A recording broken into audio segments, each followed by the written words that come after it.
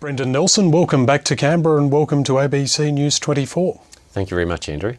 Firstly, to the situation in Afghanistan. We've seen some tragic news very recently there.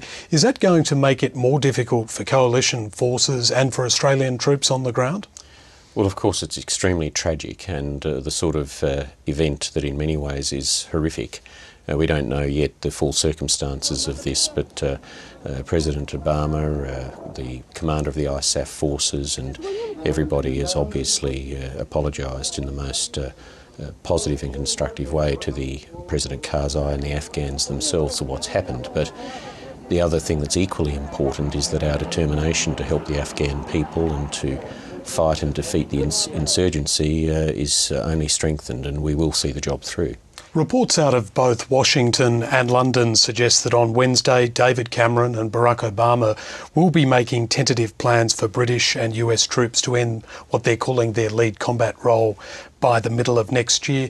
Is there a general anxiousness to have that timetable met?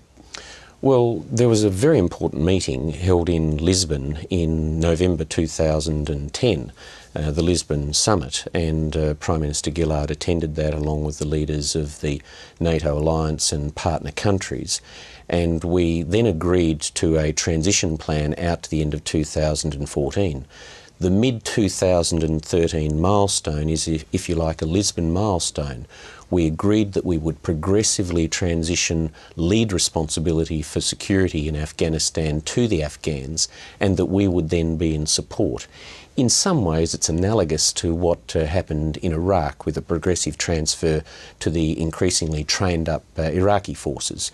But is there a chance that Australian forces may, in a way, be the final ones to leave? Well, I don't expect that at all.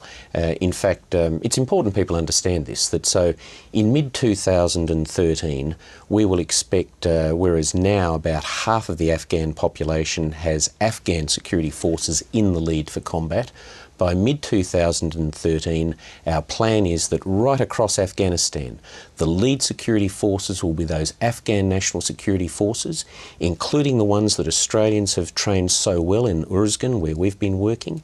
But we, along with the Americans, the NATO alliance members, the ISAF partners, we will be supporting those Afghans. So we'll have to be combat ready. We may find our troops are still involved in combat if the Afghans need us to support them in that way. But by the end of 2014, the transition will be fully completed, and then there will be some ongoing presence with training, mentoring, and some sort of special forces capability to deal with extreme terrorist elements should that be necessary.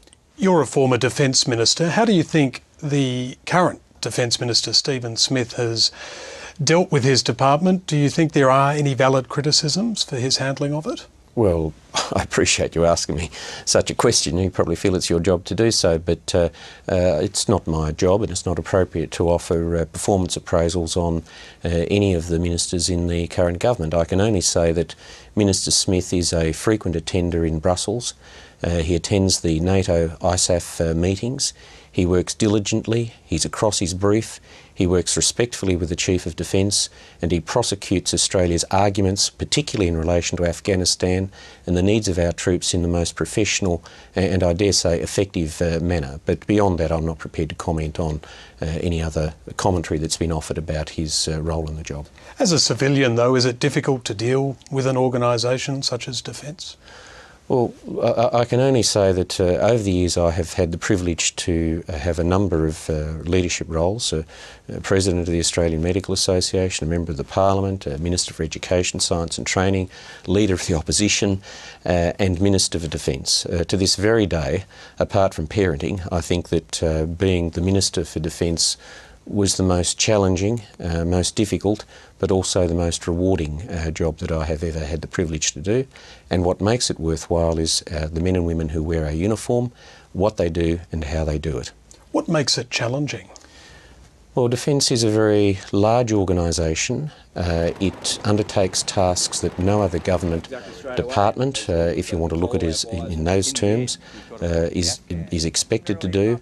But in the end, Defence is about men and women who commit their lives to wear our uniform if they are asked to do so, whether in peacetime or in war. to place their own safety at risk on our behalf. And that's something that is quite different from any other task that we ask anyone to undertake on the behalf of the Australian Government.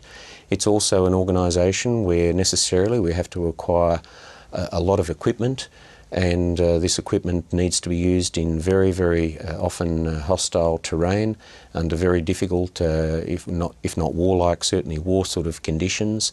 And there is always, quite rightly, a lot of scrutiny of what Defence is doing.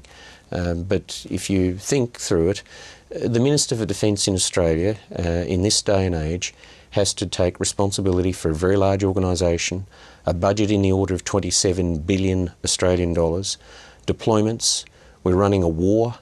We've also got intelligence, foreign policy, and a whole range of organisational issues which need to be managed. And it's a very challenging job, but as Minister Smith has also said to me in the past, a very rewarding one. And is it an organisation that's resistant to change? Well, I'm not going to comment on that. Defence has undertaken a lot of reform in the last 15 years. Both the Howard and then Rudd-Gillard governments have sought to drive a lot of reform in Defence, and Defence has generally been very receptive to that reform. So I think we can be... I think it's one of the things that people shouldn't forget is that every one of us as Australians should be proud of the fact that our country is respected and highly regarded throughout the world. And one of the reasons we are so respected is because we have, in my opinion, the highest quality defence force in the world. If you look at what our defence force is able to do and what we ask of it and what's been asked of it over the last decade especially, it has excelled in every possible way. So I think too often what happens, we tend to get drawn into commentary about various management and organisational issues and things that inevitably will come out of a very large organisation. But as an Australian, I couldn't be prouder of what our Defence Force does. Ambassador, finally staying in Canberra, we have a new Foreign Minister. Have you had a chance to speak to Bob Carr, and how do you think he'll differ from former Foreign Ministers?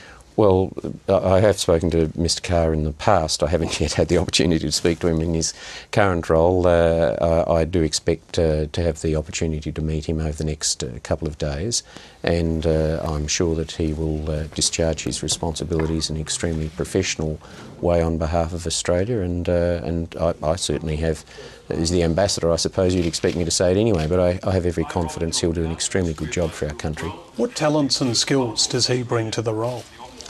Well, look, I think it's best to leave that to others, but he has clearly a well-developed intelligent interest in foreign policy.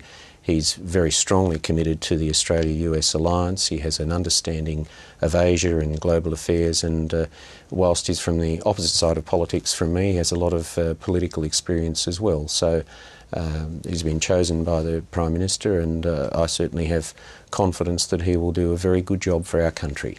Ambassador, thank you very much for your time. Thank you.